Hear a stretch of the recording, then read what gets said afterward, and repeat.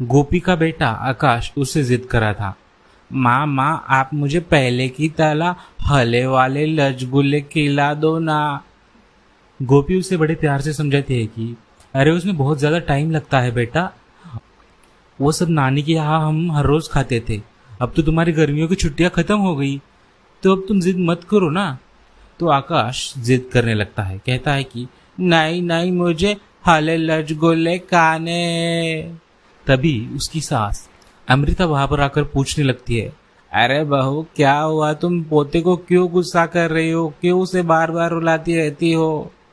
तब उस पे गोपी उसे समझाती है कि देखिए ना माँ जी, वो हरे हरे रसगुल्ले खाने की जिद कर रहा है। हरे रसगुल्ले ये क्या होते हैं? जब हम गांव में गए थे ना, तब हमारे मायके में हरे रसगुल्ले बनते हैं जिसमें पुदीने का फ्लेवर होता है, और वो गर्मियों में बहुत ज्यादा ठंडक पहुंचाते हैं। तो गर्मियां चल रही इसलिए आकाश वो मांग रहा है। अच्छा, अरे आकाश बेटा, ऐसा कुछ नहीं होता, पुदीना वुदीना छोड़ दो तुम, मैं तुम्हारे लिए पापा से आइसक्रीम लाने को कहूंगी। नहीं, मुझे वही खाना है। अब इस पे सास मुंह फुला लेती है। तभी उसका पति किशोर आता है। आते ही किशोर भड़क उठता है और कहता है कि ये क्या बच्चे को नए नए शौक सिखाती रहती हो तुम, हरे रसगुल्ले काले रसगुल्ले, क्या समझ क्या रखा है तुमने? मैं इतनी धूप में मेहनत करता हूँ, 2 पैसे की अकल है तुम में? जब देखो कुछ ना कुछ घटियापन करती रहती हो। और उसे डांट कर काम के लिए निकल जाता है। दरअसल किशोर का मानना था कि उसकी पत्नी 2 पैसे के काम की नहीं है, ना तो उसे पढ़ाई लिखाई आती है, ना ही वो काम करने जाती है। ऐसे में जब उसका पति चला जाता है और सास अपने कमरे में आराम करने के लिए चली जाती है, तब उसकी बहू यानी कि गोपी धीरे से जाकर दूध पैकेट से अपने बेटे के लिए हरे रसगुल्ले बना देती है। उसने भी अपने घर के पीछे थोड़ा सा पुदीना लगा रखा था, जिसकी मदद से वो रसगुल्ले बना देती है। रसगुल्ले इतने मीठे और ठंडे ठंडे लगते हैं कि वो खाकर आकाश उछल कूद करने लगता है। कहता है, अरे वाह, गर्मी में मीठे मीठे रसगुल्ले, मुझे तो बहुत मजा आ रहा है, और नाचने लगता है। तभी हम देखते हैं कि ये सब देख गोपी काफी ज्यादा खुश होती है।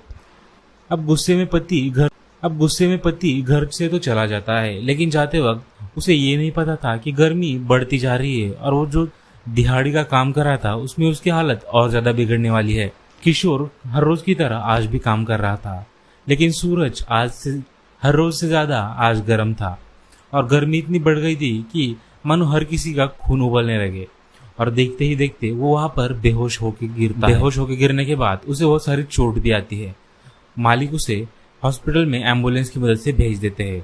जैसे ही उसके सारे घर वाले हॉस्पिटल में आ जाते हैं, तब उन्हें पता चलता है कि उसका एक सुखी परिवार, जिसमें गोपी, किशोर, उसकी सास और उसका एक बेटा आकाश रहता था, वो अब परेशानी के माहौल में है। 2 महीने का बेड रेस्ट बताया, और साथ ही साथ उसमें खून की काफी ज्यादा कमी बताई गई है, यानी कि अब वो काम में नहीं जा सकता। अब वो ना तो काम पे जाएगा, ना घर में पैसे कमा के लाएगा। घर आते ही हम देखते हैं कि उसे डॉक्टर ने तो बेड रेस्ट करने को कहा था, तो वो कमरे में रेस्ट तो कर रहा होता है, लेकिन दूसरी ओर रूम से बाहर आते ही उसकी सास यानी अमृता चिल्लाने लगती है, ए भगवान, कैसे दिन दिखा रहा है तू, मेरा बेटा काम नहीं करेगा तो हम लोग क्या खाएंगे, भगवान बचा ले, हम गरीबों को, ये अनपढ़ बहू तो किसी काम की नहीं है, मेरी तो उम्र हो चुकी है। तभी छोटा आकाश दादी के पास आकर कहता है, दादी दादी आप लो क्यों ले हो, क्या हुआ? दादी गुस्से में उसे बताती है, अब हम लोग भूखे मरेंगे, तू जा यहाँ से। तो आकाश रोते हुए भाग जाता है और अपनी माँ से पूछता है, मामी मामी हम भूखे मलेंगे क्या, मलना क्या होता है? गोपी की आंखों से खून के आंसू निकलना ही बाकी था। गोपी अब ठान लेती है कि वो अपने घर के लिए कुछ करने वाली है, और सवेर समेट कर घर से बाहर निकल जाती है। जाते ही वो एक शॉप पे चली जाती है और वहां से एक दुकानदार से बात कर लेती है, और आगे चल के कुछ दूध के पैकेट ले आती है। लगभग 10-12 दूध के पैकेट देखकर जब वो घर आ चुकी होती है, उसकी सास उस पर और ज्यादा भड़क जाती है। अरे बहू, तुम्हें इतनी सी भी अकल नहीं है, घर में पैसे नहीं है बच्चे के दूध का तो सोच लेती, इतने पैकेट ला के पियोगी, पागल हो गई हो, भगवान कैसी बहू दी है रे, इससे अच्छा तो मेरा बेटा कुंवारा रहता। गोपी समझाती है, माँ जी आप चिंता मत कीजिए, मैं इनका सदुपयोग ही करूंगी और अपने घर के लिए जरूर कुछ अच्छा करूंगी, और गोपी वहां से जैसे ही निकल जाती है उसके पीछे पीछे आकाश भी निकल जाता है। दूसरे दिन सुबह का समय था। सारे घर वाले उठे इससे पहले ही गोपी उठकर किचन में चली गई थी और उन दूध के पैकेट से सबके लिए रसगुल्ले बना रही थी। अब सबके लिए होता तो शायद 10-12 रसगुल्ले ठीक थे, लेकिन आज उसने बहुत ज्यादा रसगुल्ले बनाए थे। वो हरे हरे मीठे रसगुल्ले जो कि दोपहर की कड़कती गर्मी में अगर कोई भी खा ले तो उसे ठंडा फील होगा। तो वो रसगुल्ले बहुत ज्यादा बनाकर एक बर्फ के पैकेट में बर्फ का डब्बा पीछे लगाकर बेचने के लिए ठेले पर चली जाती है। आकाश को अपने हाथों से 1-2 रसगुल्ले निकाल के रख के चली जाती है। जब सुबह होती है कोई भी घर से जल्दी नहीं उठाता, क्योंकि इन्हें पता था कि आज शायद खाने को अनाज भी नसीब ना हो। वही दूसरी ओर गांव में जाकर गोपी हरे रसगुल्ले बेच रही थी। अब इतनी गर्मी में कोई भी रसगुल्ले खाना नहीं चाहता था। एक इंसान जो गर्मी से परेशान था और आसपास कोई भी नहीं था, इसलिए उससे 2 रसगुल्ले खरीद लेता है।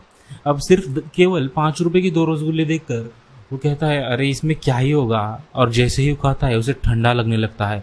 मुंह में मानो एक ठंडा आ जाती है और ये गर्मी फील ही नहीं होती। वो उसकी बहुत ज्यादा तारीफ करके अपने घर वालों के लिए भी पैक कर चला जाता है। देखते ही देखते सब लोग जो आसपास के उस इंसान की तारीफ सुन रहे थे वहां पर भीड़ इकट्ठा करने लगते हैं और उसके हरे हरे रसगुल्ले सारे गांव में फेमस हो जाते हैं। वो अपनी माँ को फोन कर बता देती है कि मुझे बहुत ज्यादा पुदीने की जरूरत है। गांव से उसकी माँ उसके लिए एक डब्बा पुदीने का रस भेज देती है और साथ में कुछ कच्चा पुदीना भी भेज देती है। देखते ही देखते उसके पुदीना के रसगुल्ले पूरे गांव में फेमस हो जाते हैं। हर कोई गर्मियों में ठंडा होने के लिए उसी के रसगुल्ले शॉप पे आता। दूर दूर से लोग उसके रसगुल्ले खाने के लिए आते। अब स्विगी जोमेटो जैसे बड़े बड़े होम डिलीवरी ऐप पे भी उसके रसगुल्ले फेमस हो जाते हैं। और देखते ही देखते उसके पति की ट्रीटमेंट भी अच्छी होती है, उसका घर भी नया बन जाता है और वो लोग काफी ज्यादा अमीर बन जाते हैं। और एक दिन शाम के 7 बजे, हमें माफ कर दो, हमसे गलती हो गई, हमने तुम्हें अनपढ़ और गंवार समझा, गोपी मुझे माफ कर दो। किशोर के यह शब्द सुन गोपी की आंखों से आंसू ही निकलना बाकी था। तभी वहां पर अमृता आ जाती है और अमृता उसे माफी मांगकर कहती है गोपी मुझे माफ कर दो, मैंने तुम्हें हर बार कम आंका, लेकिन आज तुम्हारी वजह से आज हम जिंदा है और खाते पीते घर से लग रहे हैं। तब गोपी उन सबको माफ करके कहती है माँ जी हमें कभी किसी को कम नहीं आंकना चाहिए।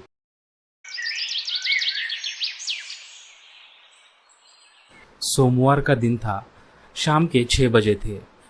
भागलपुर रेलवे स्टेशन पे अपने बेटे अनमोल को छोड़ने के लिए उसका पूरा परिवार स्टेशन पे आया था। माँ बाप की आंखों में आंसू थे अपना बेटे को पढ़ाई के लिए बाहर भेजते हुए। तभी देखते ही देखते ट्रेन वहां से चली जाती है और उनका बेटा उनसे विदा लेकर वहां से चला जाता है। घर आते ही घर पे हम देखते हैं कि उसकी माँ यानी कि नंदनी अपने पति से कह रही होती है देखिए जी आप, एक दिन ना हमारा बेटा हमारा नाम रोशन करेगा, वो पढ़ाई के लिए गया है और पढ़ाई करेगा, अव्वल नंबर से आएगा, हमारी गरीबी वही मिटाएगा। एक दिन आपको ये दिहाड़ी वाला काम भी करना रोकना पड़ेगा उसकी वजह से। तो उसका पति कहता है हाँ मुझे पता है, मुझे मेरे बेटे पे पूरा भरोसा है, वो एक ना एक दिन हमारा नाम जरूर रोशन करेगा। साथ ही साथ उसकी बहन यानी प्रियंका वहां पर बैठ के ये सारा नजारा देख रही होती है और मन ही मन अपने भाई के लिए खुश हो रही होती है। देखते ही देखते दिन बीतते जाते हैं और वो दिन आ जाता है जिस दिन उनका बेटा अपनी पढ़ाई पूरी कर घर वापस आने वाला होता है। उसकी माँ ने तो आस पड़ोस वाले सारे लोगों से अपने बेटे के लिए रिश्ता देखना भी शुरू कर दिया होता है।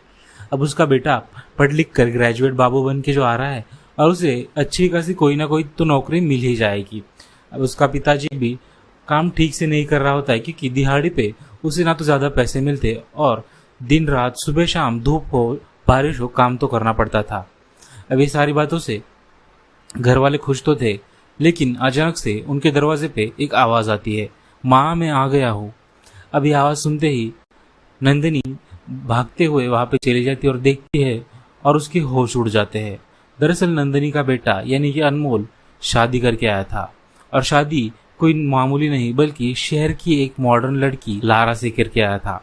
लारा शहर में रहने वाली एक लड़की थी जिसे गांव के तौर तरीके रहन सहन कुछ भी नहीं आता था, लेकिन लारा मन की एक अच्छी लड़की थी और हमेशा लोगों की मदद करती थी। अब उसे देखकर सारे गांव वाले कि उसका बेटा अचानक से शादी करके आया है वहां पर बाहर खड़े थे, ये सोचकर वो उन लोगों को अंदर घर में ले लेती है। घर में लेते ही नंदनी का गुस्सा फूट पड़ता है। वो अपने बेटे पर गुस्सा करने लगती है और कहती है, तुम्हें इसीलिए हमने पढ़ा के बड़ा किया था, शहर जाके ऐसी शहर वाली बहू से शादी कर ली तुमने। क्या आता है इसे? खाना बनाना आता है?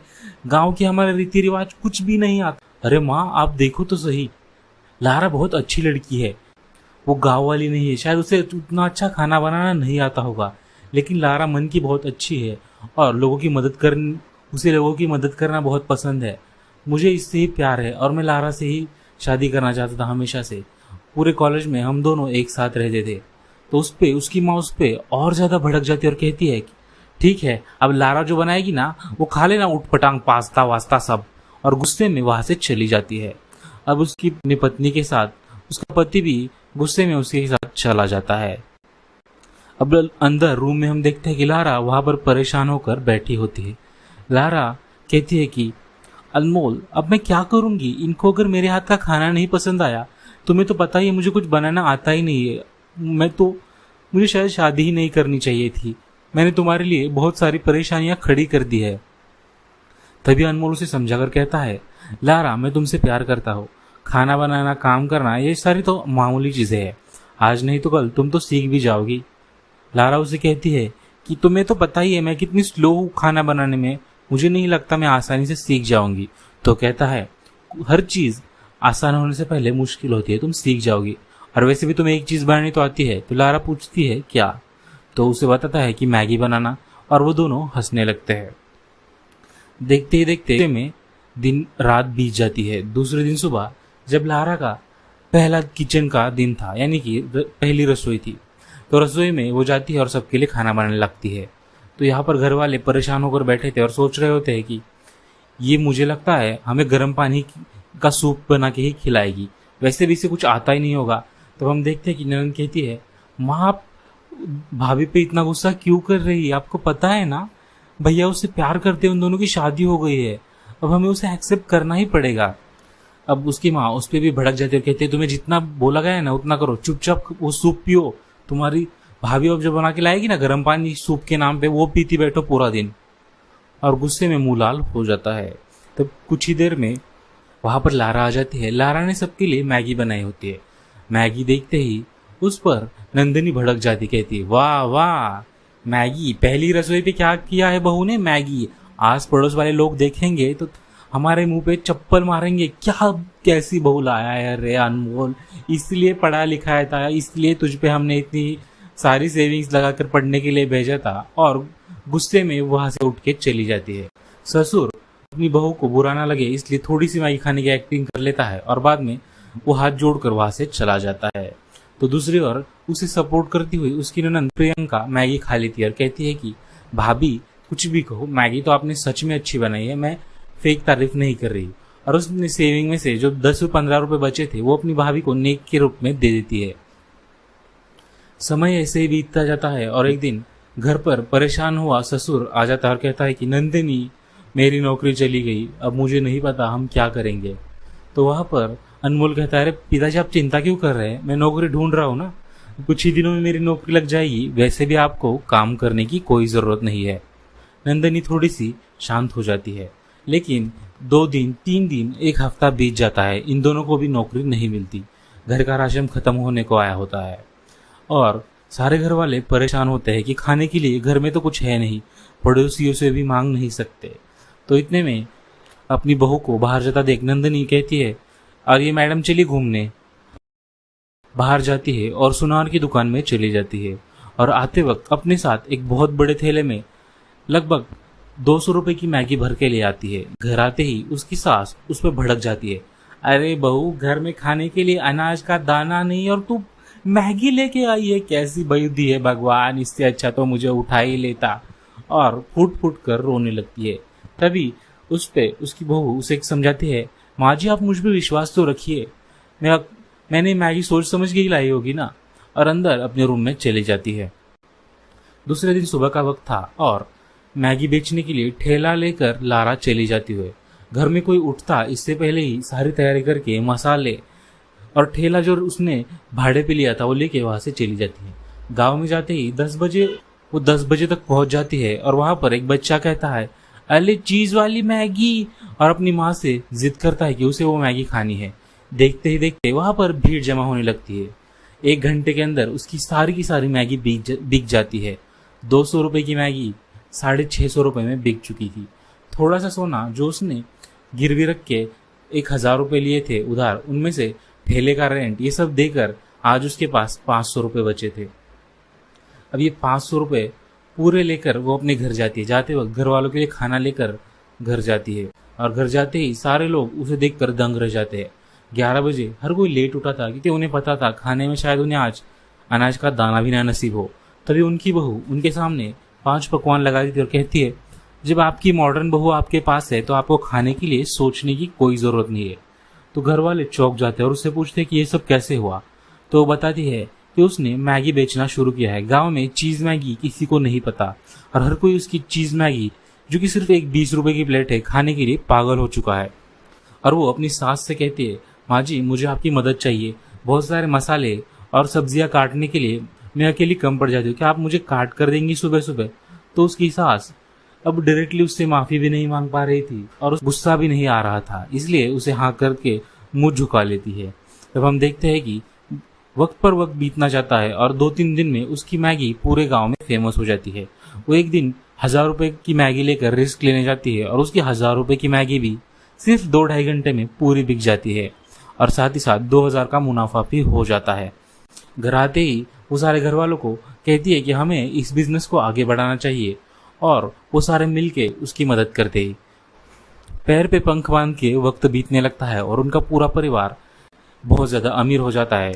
खाने के लिए अच्छा खाना, धन, और इससे परिवार खुशहाल हो जाता है। नंदनी अपनी बहू के सामने जाकर अपनी सारी गलतियों की माफी मांग कर कहती है, बहू तुझे सिर्फ मैगी बनानी आती है ये सोचकर मैंने एक दिन तेरा बहुत अपमान किया था, पर मुझे नहीं पता था कि मेरी बहू इतनी टैलेंटेड है।